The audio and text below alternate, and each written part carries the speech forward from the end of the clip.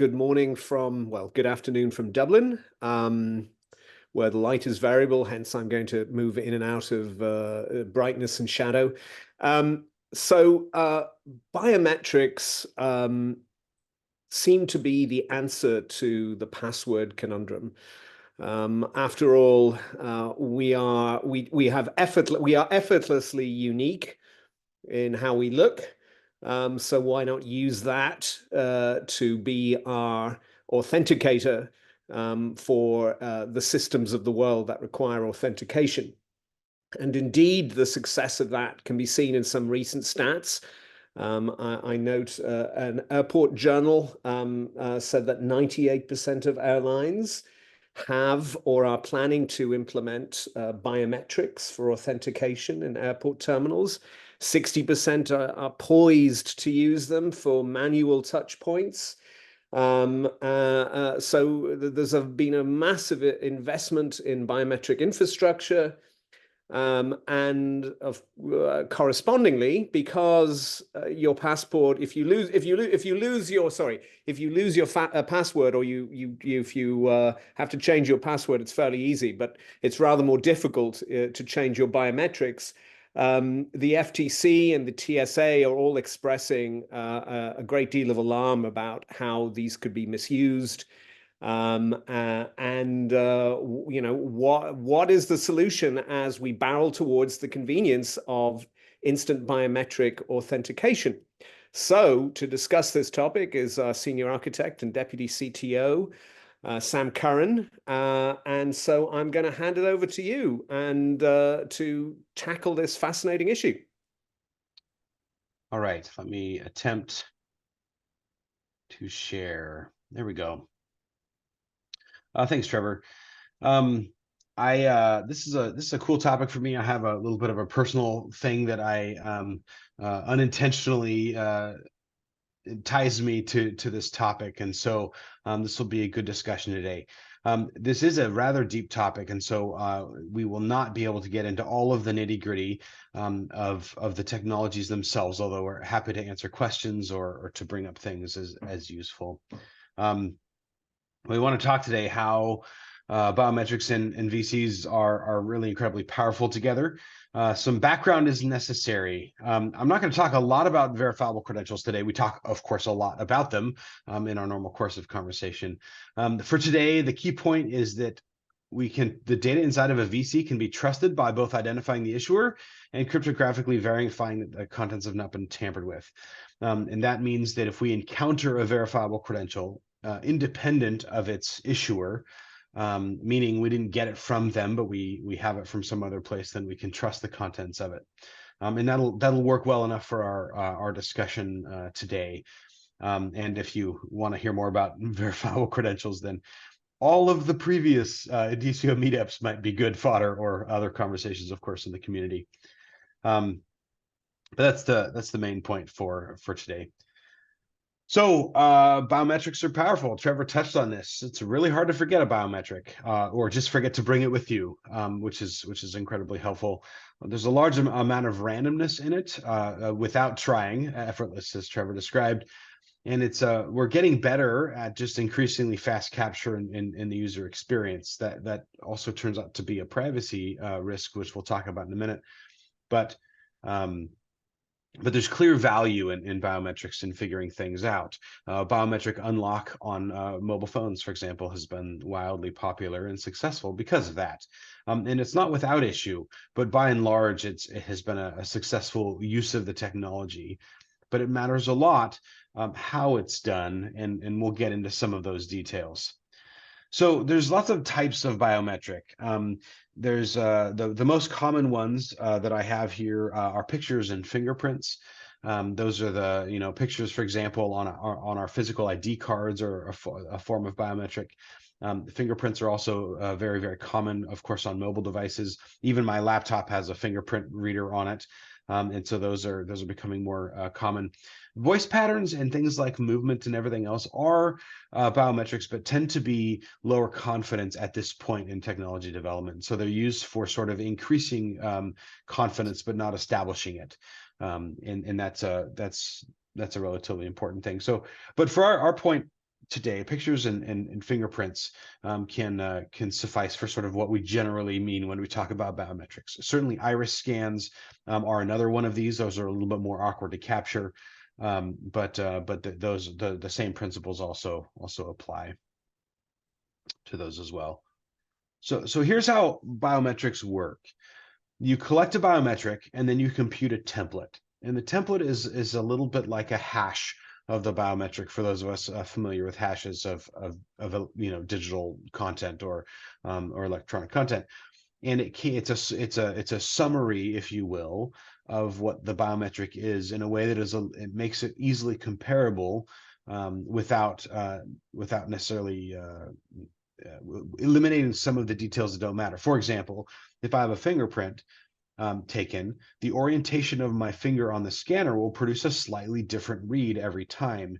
And so by evaluating the shapes and the points and the center of whorls and the different pieces of the fingerprint that make it unique, can help eliminate the useless data, meaning how my finger was actually positioned on the sensor, or was it rotated, or in a slightly different way, but then also capture the uniqueness of it. This is done in pictures often by computing sort of facial ratios and things, distance between the eyes, and how it lines up symmetrically with like your nose, your mouth, or your mouth or your ears. And so those types of things can be sort of computed so that computation is can be compared, at least from a similarity perspective, to another. And so that template is in fact not the whole biometric typically, but sort of the summary of the important features of the biometric itself. So you compute the biometric, and then I've left out storage here. We're going to talk about storage in its own right. But then when you go to verify the biometric, you again capture a biometric for the verification. You recompute the template, and then you compare the previously enrolled biometric template with the one that you're presenting now, and it typically produces some confidence interval that they are in fact the same. And so that's how the process actually works. And the use of these templates is pretty critical. That's how it's actually stored to make that work. Now, interestingly, photographs are often just saved, but they use template comparison techniques in order to evaluate the similarity between one image and another. And so sometimes, particularly for images, they don't necessarily, they can just store the actual image, but you still have to do the template thing for comparison of similarity between them. But for things like fingerprints, it's typically just the template that's actually stored. I'm not seeing chat at the moment. I'm on a smaller screen than usual. So please just raise your hand or speak up or join if you have a question or something to contribute to the conversation. So databases are the downfall of biometrics. Large databases have been necessary when using biometrics because it's the storage of a template within a database that provides its authenticity, and means you can trust it. And this is the real problem of biometrics, is that if I'm going to enroll with someone who collects biometrics or uses biometrics for authentication, then they're going to store that enrolled template in their database of biometrics, and that's the really problematic bit. Compromise leads to a number of problems. Trevor mentioned the inability to rotate a biometric. Hollywood aside, getting a new face or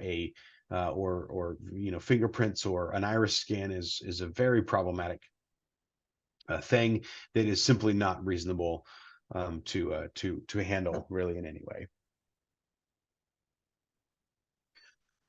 Excuse me. So the other thing that can happen with a compromise of biometrics is the generation of false positives. So we've seen this with AI evaluation. Sometimes people will make a shirt or something that looks to an image recognition algorithm like something else.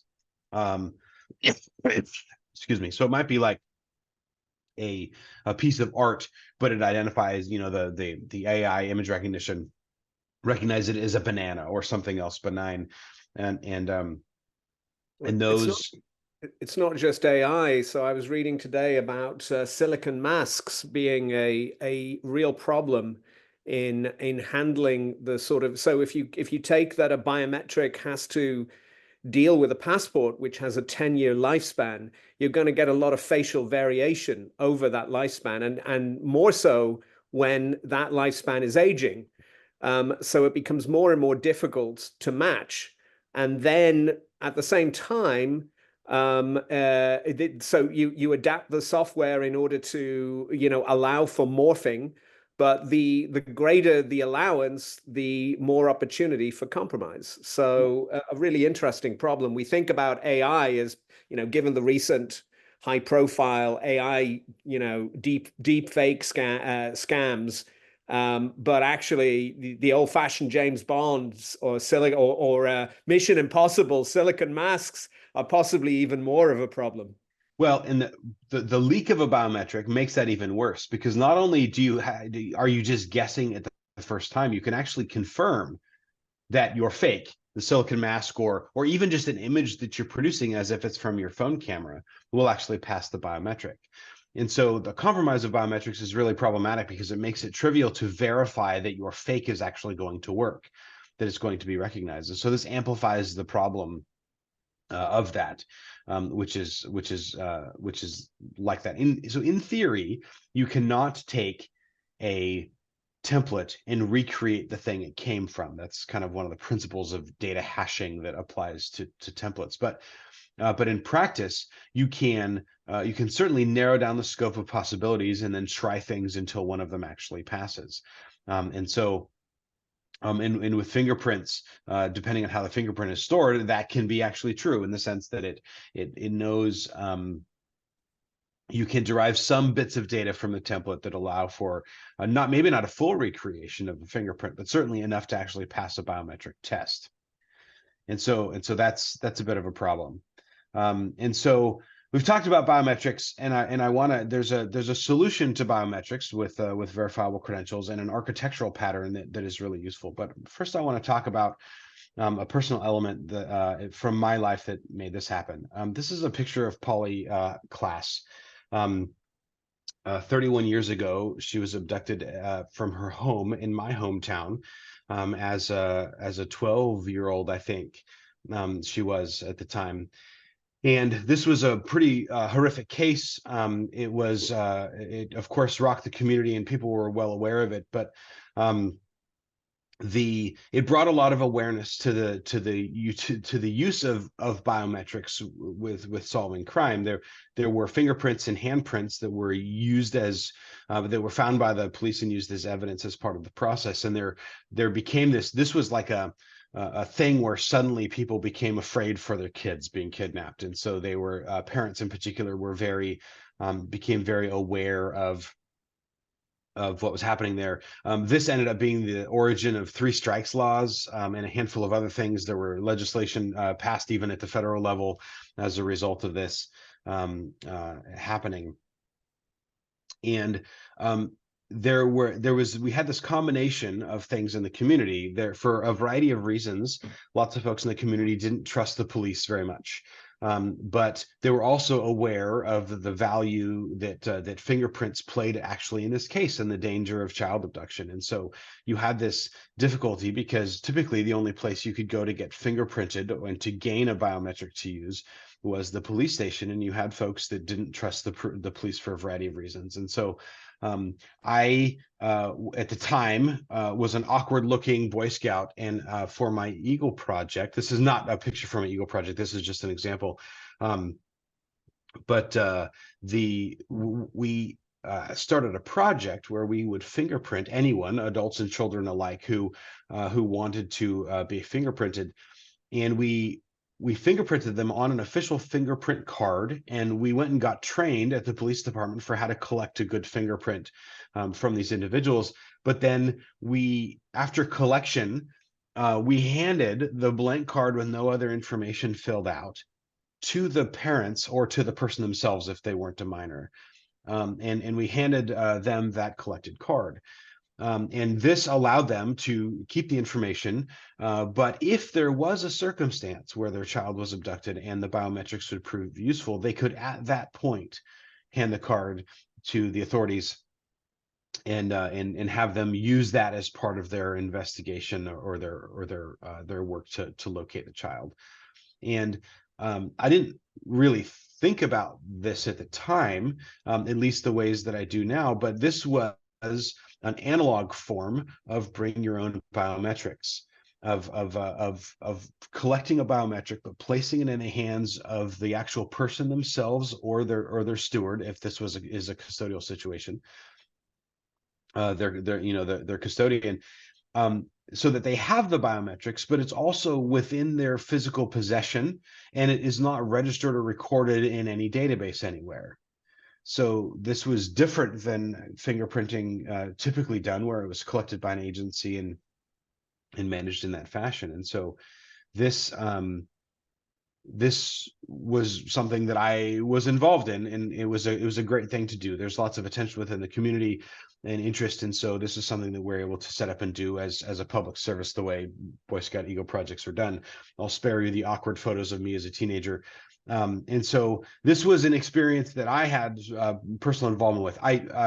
Polly went to my junior high. I did not know her personally, but I and everyone else in the community was swept up in the efforts to find her and grieving for what had happened. And so this was a way that I tried to give back and contribute as part of that experience.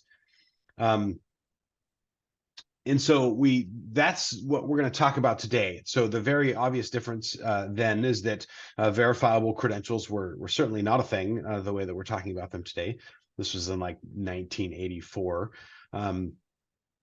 But the same thing is very much happening. So we have kind of named this "Bring Your Own Biometrics." Names are hard. This is the most popular one at the moment. I suspect that there'll be others as folks talk about this concept, but it all generally means the same thing.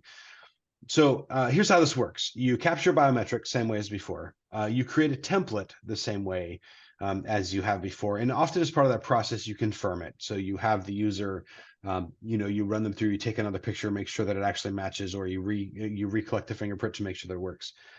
And then instead of storing it in a database, and this is the critical bit, instead of storing it in a database, you issue the biometric template to the user or the guardian, to the person or the guardian of the person, as a verifiable credential. And then critically, you don't keep a copy.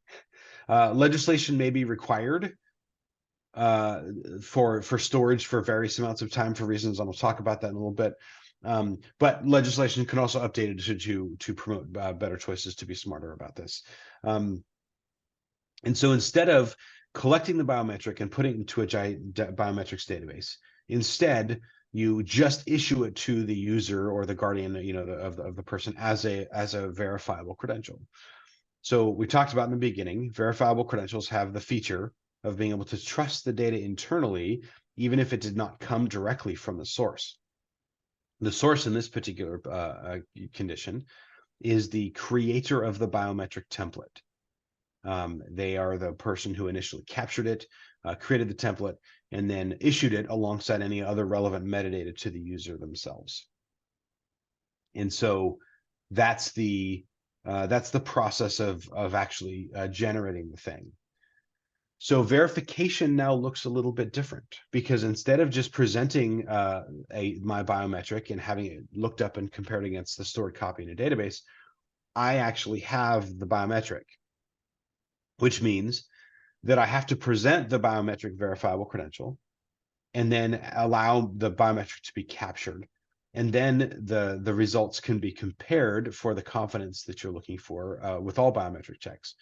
And then you can record the validation result, but again, don't store the biometric or the template that you captured or received with a verifiable credential. You want to do that verification and then store the result, but not the process of getting there. Excuse me for a second. Sam, how long extra do you think that would add to the actual verification process? It's as fast as presenting the verifiable credential using whatever protocols or interactions we have. So this can be done quite rapidly from a mobile device or mobile device to mobile device or to machines. The faster we make the presenting of the verifiable credential, everything else is actually the same. It's the same process, and actually the same equipment can generally be used. So we're not talking about some like massive replacement Infrastructural wholesale of investment. these systems. Yeah.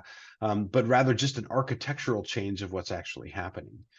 And so it's also worth noting that the biometric VC does not actually have to be presented in the moment. And we'll talk about a case in Aruba that we've been involved in where the biometrics can be pre-presented in order to facilitate faster experiences. So it doesn't necessarily have to be in the moment. There are trade-offs every time you are involved with presenting that VC with how early or how long that is stored versus the use that you're buying or the convenience that you're making the trade-off for. And we can talk a little bit about that, but that's I don't mean to imply that it always must be presented in the instant, although that certainly is a very real possibility. So some benefits here. We end up with if we were to universally adopt this, we would end up completely eliminating all central databases or even mildly distributed databases of biometrics. There would be no place to go where all of the biometric templates for a certain set of people could actually be collected, or was there as a honeypot or as a target for attackers, which eliminates the possibility for mass compromise. You would have to one by one go and seek to obtain this biometric template instead of being able to simply compromise one system or one database in order to reach all of them. There's also increased privacy because the presence of that stored biometric is simply not available without the user consenting here. And it's important to also realize that there's no loss in the biometric verification process. There's no disadvantage or decrease in accuracy or anything else that results as part of this, because they have the same data that they had before. They can still trust it. They just don't hold it all the time when it isn't in use, and that's significant. And for those who may not be familiar with decentralized identity, they're verifying the authenticity of and the source of the biometric template by referring to a public DID on a distributed ledger. It could be on a distributed ledger. It could be any DID method that could be resolvable. But the process of verifying the credential itself does not require notifying the issuer of the credential that you're involved in the verification. So there's a huge privacy benefits there. Sorry, go ahead. Well, this last point is really, really important. User consent is something that is universally accepted as both useful and required. But there's a difference between legislatively required consent and architecturally required consent. And let me explain. If I hold a verifiable credential with my biometric template on it, I can, or I must, in order for you to verify it, both allow for the capture of the biometric, but that can be sneaky. There can be cameras watching me that I'm unaware of or other things like that. It also requires me to consent to share my biometric template via verifiable credential. And so if I say no, and I do not provide that verifiable credential with the biometric template, then you're simply not able to run the comparison as long as data retention and all the best practices we've talked about have been followed. Nothing's been retained in the issuance process, et cetera, which means that you cannot miss or forget to collect my consent or anything of the sort. I have to consent by presenting that verifiable credential to you, and the appropriate warnings, of course, given to my software to explain what's actually happening. I have to do that, or else the whole process doesn't work. That's why I'm architectural consent is not really a term, but that's what I mean by it, is that if I don't consent, then it simply cannot function, as opposed to legislative consent, which means I already have the data. I'm just supposed to ask you if it's okay. But that can be bypassed, or whatever else, via some other system. But you cannot bypass the fact that you don't actually have my biometric template. And so that's a really useful key point to understand, is that requiring architecturally, that from a software architecture perspective, requiring the user to provide data that you do not have in order to complete a process is different than simply getting the user to click yes to use the data that you already have. And that's with something as sensitive as biometrics, I believe that extra step is critical and incredibly useful for the collection of consent, because it simply cannot be bypassed. Trevor, you're going to ask a question. No, I've forgotten the question, but it'll come back to me. Oh, yes, yes. So we've talked about, so this is incredible. We've just removed the massive attack vector of centralized database storage, and undoubtedly a huge amount of complexity, infrastructural complexity and bureaucratic complexity in maintaining that. And instead, we have this almost like this sort of cryptographic notarization, that they're able to compare, a copy of the template with the template with the actual scan. So that's radical simplification, and extraordinary sort of a new way to implement security, and of course comes with privacy. Probably somebody, maybe on this call, but certainly somebody who's going to watch this video at some point is going to say, but what about the security of the person's mobile device? So that is important, but I have to tell you that it changes the nature of the problem substantially if you have to compromise device by device to get there. So there's a whole host of topics that we don't have time to talk about today that are necessary to secure information on a mobile device, right? There's the device security itself. What happens when you lose it? How do you re-onboard someone? How do you how do we still make this a good user experience for the person? What if I have multiple devices? There's a whole number of questions that relate to this, but it's still substantially better, even without perfectly solving all of those things, than having a big centralized database of biometrics somewhere.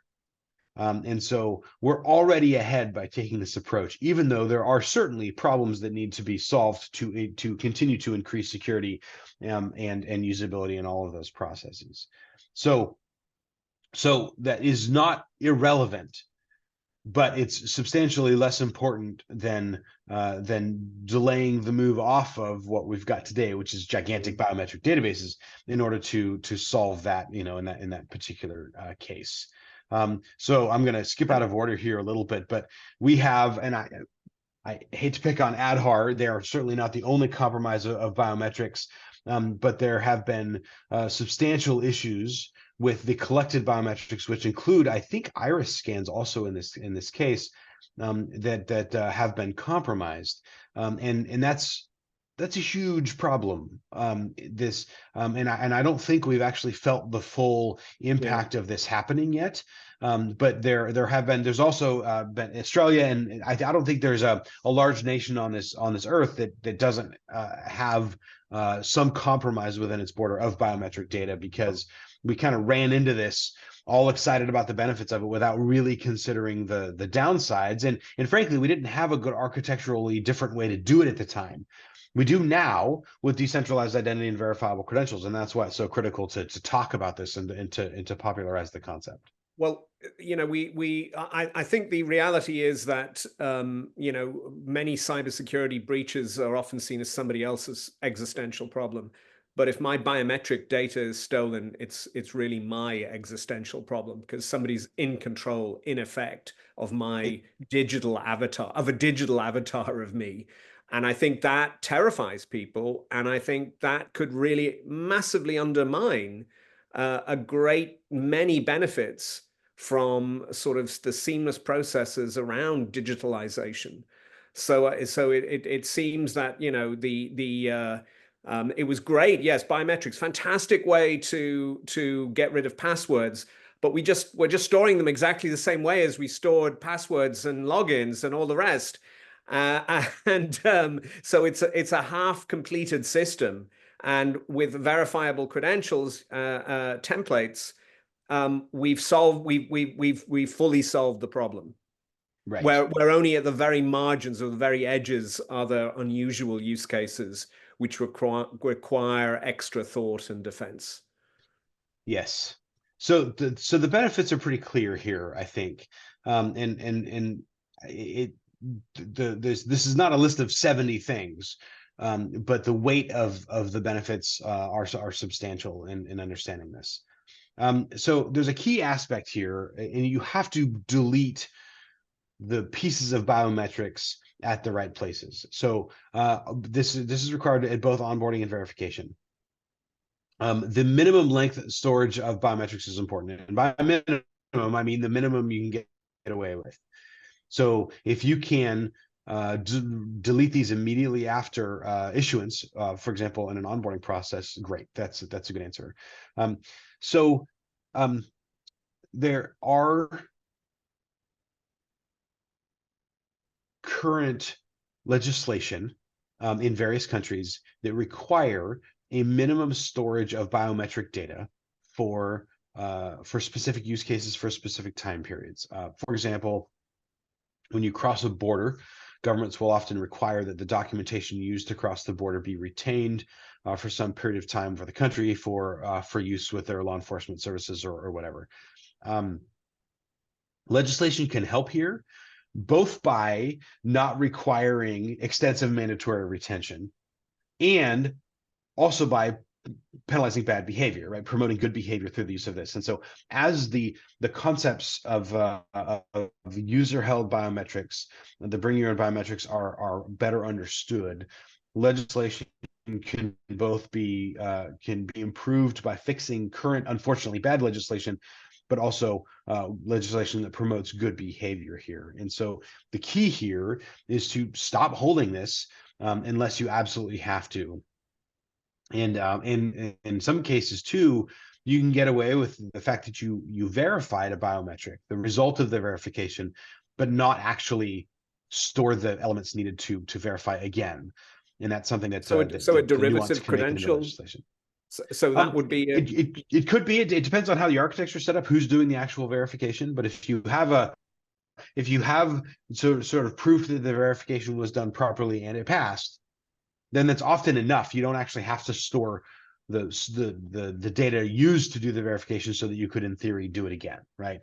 So a derivative credential or a credential of verification, it depends a little bit on how the hardware is set up or the software. It would be possible for biometric verification hardware to receive the credential directly from the user, say like a Bluetooth presentation of a credential, collect the biometric, verify it, and then the only data to actually leave the hardware is a credential that indicates that the verification was performed with other metadata about it, but without the biometric or the biometric template itself. That would be a great way to minimize the spread or the retention of that biometric data. So this is key. Is that the whole goal here is to not retain the biometric information and to use verifiable credentials as a mechanism to gain them when needed and but then also delete them when not. So we have a success story and we have published examples about what we've done with our partners in Aruba, and I think that this is a really great example because it helps people understand both the power of biometrics, but also understand that we're doing this in a different way. The use of biometrics in travel has garnered a long list of opposing viewpoints and articles about how it's done and the dangers of biometrics in the process. But we have demonstrated the ability in real life in a real country in a real airport with real passengers to provide a biometric to the airport for the purposes of verifying who you are, proving that you have a pre-authorization to enter the country with a verifiable credential, and then using the biometric with devices at the airport in order to associate you as a a physical person with the pre-presented proof of permission to enter the country, linked with your biometric in a method that is very, very fast and efficient. Those devices are loaded with what's called a gallery of the passengers that are arriving just during that time period. So they don't have the universe of everyone who's ever traveled to the country or not. They only have the set of biometrics that they're verifying for the people entering that day. And then they do have retention periods mandated by the government for how long that documentation is retained, but then it's eliminated and deleted after that period has expired, which minimizes the amount of time that the biometric is actually in possession of the systems at the airport, or the travel authority or the government that's actually doing that. And so this is an example to do that.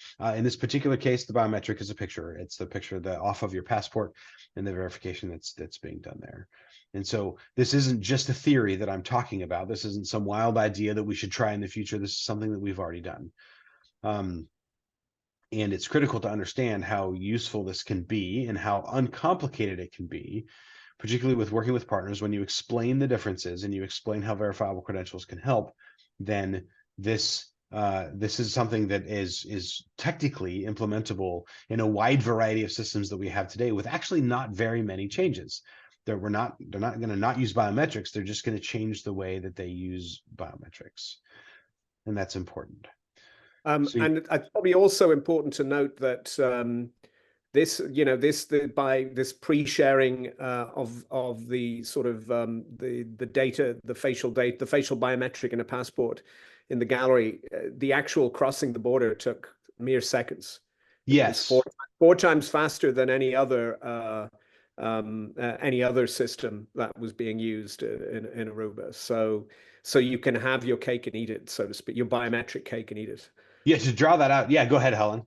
I was just going to mention that I participated in this trial, and actually you can see on the right-hand side of the screen there is a picture of our CEO, Heather Dahl, going through the biometric process. And then I think on the left are the hands of one of our lead engineer, Mike Ebert. But I was also part of this, and it was so quick to walk through immigration, where previously you'd have to sort of queue up and wait as each person in front of you took their documents, took their passport or whatever, and presented it to the officer, to whoever's doing the inspection of immigration. They look at you, visually, they'd look at your document, make sure, give that visual recognition and, do whatever processes they have, and then you move along. So each person would take maybe, let's say 2, 3, 4, 5 minutes, depending on, what, maybe you cut your hair, dyed your hair, or whatever. And so they're trying to give that connection in that manual process.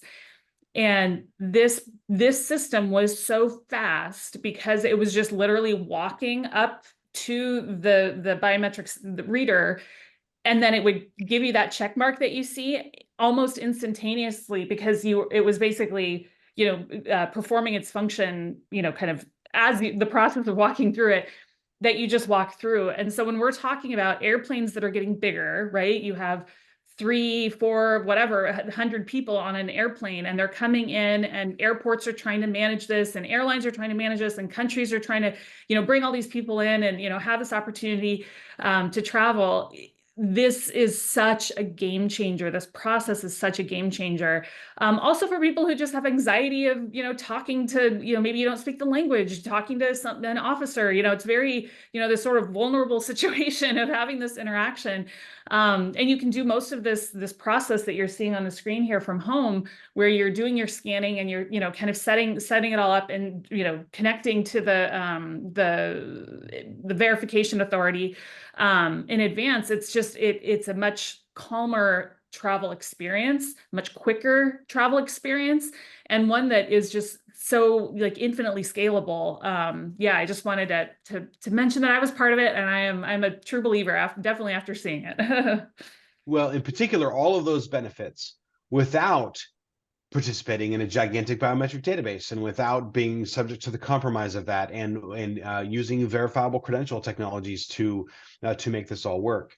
Absolutely. Yeah, without knowing that there's my information floating out there, from some, place that I just went maybe 1 or 2 times, for travel. It's definitely more, it feels, yeah, it definitely feels more private, more secure, et cetera. It also highlights this point, though, is that because you can do more than just present the credential in the moment.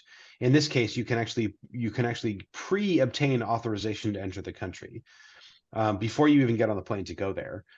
Then you have a higher confidence in the travel, less worry about whether you brought the right documents or whether you accidentally say the wrong thing at the border because you're nervous, and so you might indicate that you're there for a reason that you're not, or accidentally, or something like that. All of those things are cleaned up and solved, making the actual entry experience much more pleasant and happy, which of course the government really wants. They want you to come and show up and enjoy your time and spend money and enjoy being there, rather than lamenting the process of entering the country itself. Oh, absolutely. And, from the airline's perspective, like you touched on here, is knowing that you are cleared for entry before you get on the plane.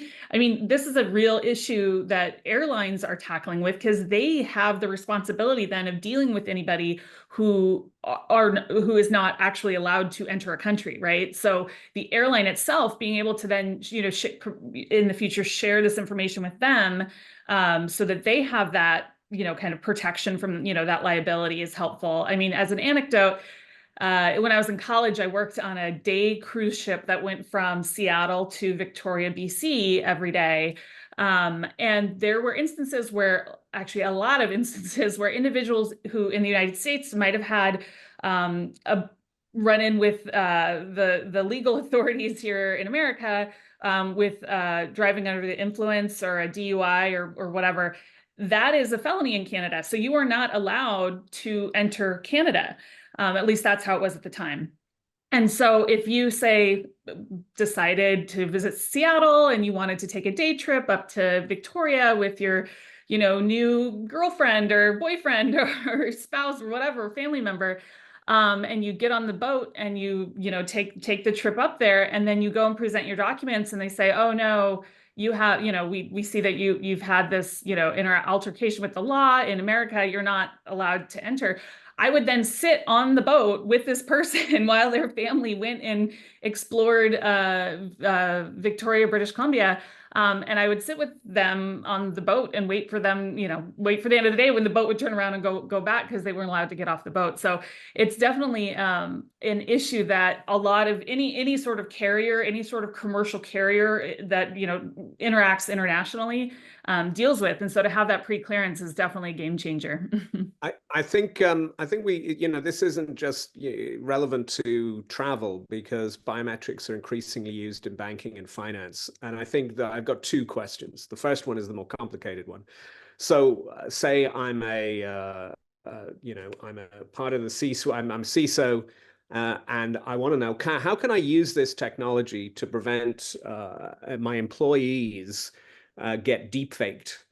And present, and the deepfake version of our CFO get an employee to do something really, really insane, like give millions of dollars away. How can I use this technology to verify that people on Zoom calls are really the people that I've employed, that I work with? That's a good question. And there's a variety of techniques that can be used. One of them is that right now we don't actually do any verification, really. Zoom does some login information, but there's not really a good way to verify that the person on the other side is really who you think it is. There can be, using decentralized identity technologies, and the ability to present a credential that is then bound to some communication channel like a Zoom call or a phone call even, to make that happen. And those technologies can also be used with biometric verification. Now, the weird part on a person-to-person verification is that me collecting your biometric is awkward because that's typically it's institutions that actually verify biometrics. I think there may be some advancement in personal biometrics, but there's also the opportunity for me to develop trust in the software that you're using, so that I can even, for example, have you verify to your phone that I have previously established some trust with, that this is in fact you are present and presenting a biometric there, which can increase security in what's actually happening. So I can, for example, request that your phone do a biometric check of you. It passes. I can verify that you and I are in fact on the same Zoom call. That passes, and this can increase trust in what's actually happening, so that you don't end up in circumstances where someone just does an AI generated audio fake, and then to an employee to make this happen. This is so common. For example, particularly with like email or text messages that we get even in Indicio, that we have that we call her Evil Heather, is that occasionally Evil Heather will reach out and try to get you to do something, and of course we know it's not, because we know how Heather reaches out, and we know the proper channels to verify that in certain things that Heather will never ask us to do, outside a more secure way of asking us to do it. But this happens, right? And I am assuming but that yeah, every company has this happen yeah. with their officers, right? Is that people trying to impersonate them to gain access to these systems. Well, also, call centers, using, sort of the people working at call center at a financial institution can't personally know the actual voice of every customer.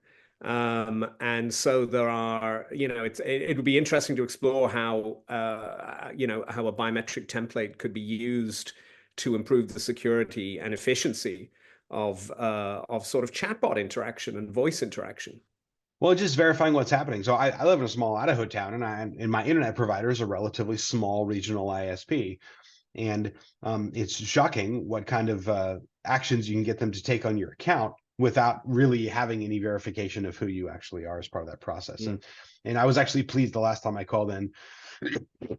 There was actually better verification of who I was as part of that process, but these are hugely vulnerable areas. So you might be asking, okay, Sam, you've convinced me. I want to put biometrics and verifiable credentials. How do I do it? Well, I already explained this, and it really is as simple as it sounds. When you're using the biometrics technology and you capture a template, the process is simply issuing that into as part of a verifiable credential that goes to the user. And then you, of course, request that upon verification of the biometric to make it happen. So let me put, so that's issuer software and verifier software.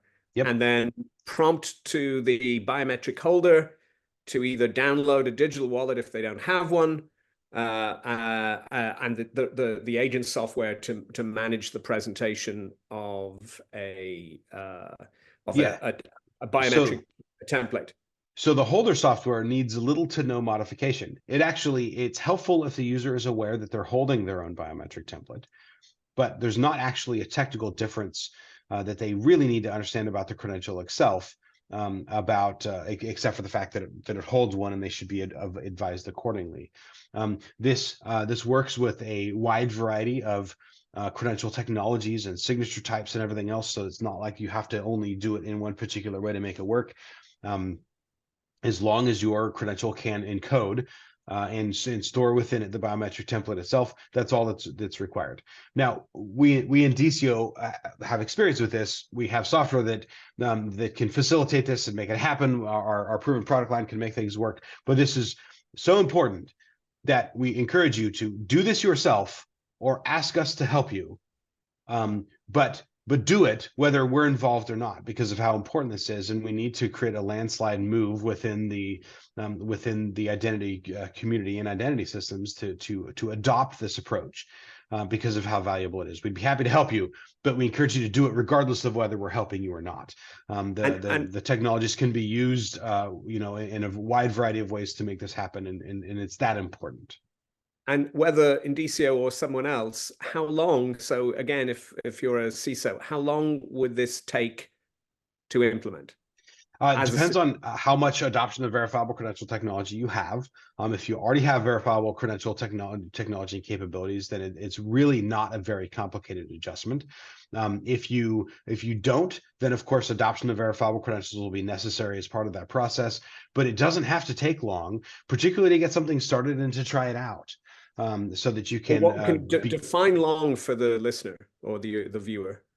I mean, if you're already doing verifiable credentials, you have, let's say, an in-house development team, and you're capable of developing this stuff yourself, then you could have a prototype ready, probably within weeks, right? Where you're demonstrating the use of the technology. If you're looking to do a pilot in a smaller way, then and you don't currently have use verifiable credential technologies, it might take a little longer, but you can still get a pilot up. Probably within 6 weeks or so, depending on the how involved your current biometrics are, to make that happen. Of course, more complicated systems or larger deployments or other things like that will take longer to do. But this doesn't have to take a long time to make it work. So this is a pretty lightweight adjustment for an enormous benefit. Yes, and again, we're not changing the way biometrics are done. We're changing the architectural storage of the biometric data that enables the biometrics to work. And because that's a relatively small change for the huge benefit we've talked about, this is something that you can act on really pretty fast.